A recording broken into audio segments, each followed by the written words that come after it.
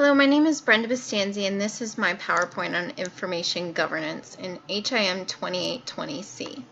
Information governance is about protecting health information for integrity, protected by policies and standards and health integrity management, protected by privacy and confidentiality through health integrity standards and management of the data.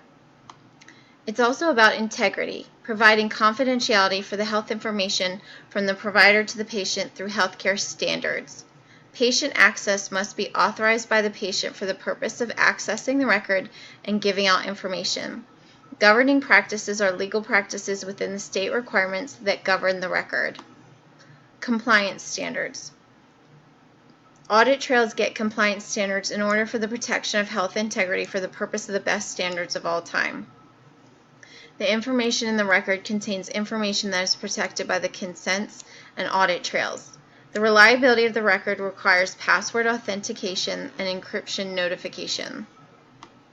It is also about information management. Information management are subject to legal and regulatory controls such as coding requirements, security access requirements, and transaction audits.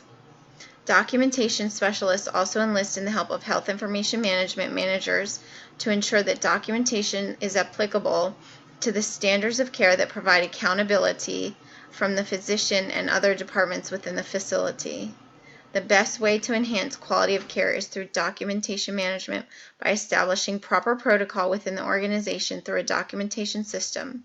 It is best to ensure that this is done by getting good employees that understand the law in their state and understand the policies that govern their jurisdiction within the state.